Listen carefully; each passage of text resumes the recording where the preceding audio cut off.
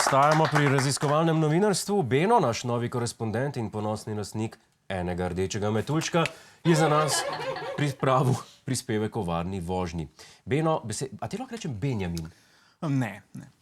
Benjamin, beseda je tvoja. Hvala lepa, oči. Mislim, Jure. Moja misija ta teden je bila, da z močjo raziskovalnega novinarstva razbijam mite o varni vožnji in enkrat za vselej ugotovim, kdo je največji problem na cesti. Ali imajo prav mediji in so krivci pijanci, ali ima prav mladina in so to stari ljudje, ali pa je imel prav moj inštruktor vožnje in sem to jaz. Dajmo si kar pogledati moj prispevek. Beno, jaz sem tisti, ki reče ponovadi, dajmo si pogledati prispevek. Sorry. Dajmo si pogledati. Dajmo si pogledati.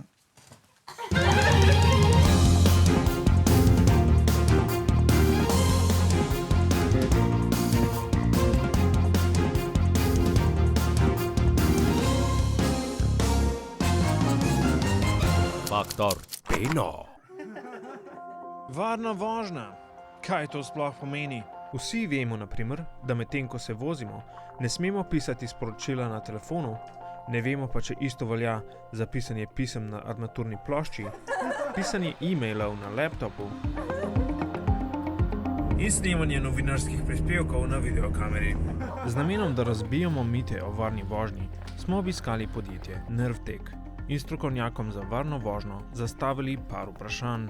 Vsi vemo, da je sproščenost pri vožnji najbolj pomembna. Kako predlagate, da se mladi vozniki pomirijo pred vožnjo? Poleg seveda tega, da poslušajo glasbo, da meditirajo in da skadijo kakšen joint.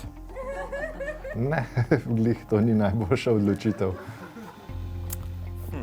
Je res, da je vožnja pod vplivom alkohola bolj varna, ker na cesti vidiš dvakrat toliko znakov? Ne. Kdo ima ponavadi najslabše rezultate na simulatorju? So to stari ljudje, ljudje srednjih let ali dojenčki? Ženskega spola. Ne se hecam. Če se kot moški voznik izgubiš na cesti, ustaviš in vprašaš za navodila, kaj to pove o tebi? Da si se izgubil. Ne, oprosti, to je napačen odgovor. Pravilen odgovor je, da si šibek. Študije so namreč pokazale, da je 100% vseh moških, ki so se kdaj ustavili in vprašali za navodila, v resnici majhne punčke, ki rade lulajo hlače. Da bi našim vprašanjem res prišli do dna, smo se odpravili tudi na njihov simulator. Kako realističen je ta simulator? Kot da bi ta prav avto vozil. Pa je tudi treba gledati na cesto. Ja, Okay. To so bili otroci. Vidim, da je samo sedež tukaj. Če tudi kakšne simulatorji z več sedeži? Ne, trenutno imamo samo eno sed. To je kar realistično, ker ponavadi se vozim sam. Drugi se naučijo voziti z mano.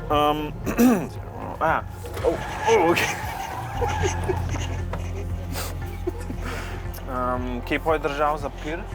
Mislim, kavo? Kaj? Kaj pa klima? Vidim, da ni nobene klime. Klima pa trenutno še ni vgrajena. Zdaj je klima. Hvala. Po bolj temeljitem testiranju, kjer sem pokazal izjemno poznavanje cestnih predpisov Kam moram že iti za okrožišče? in nadčloveške reflekse pri vožnji, si poglejmo moje rezultate. Kako mi je šlo? Kot vidite, ste dobili samo eno zvezdico, novinac. To je dobro, ne? Ne, ni. Zelo slabo. Za vas mogoče malo preveč.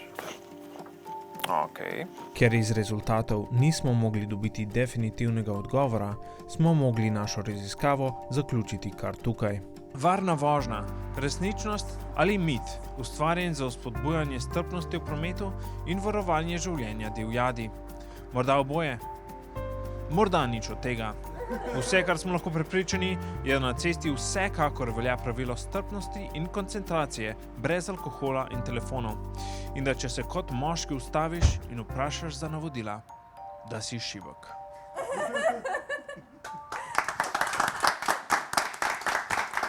Hvala lepa, Beno.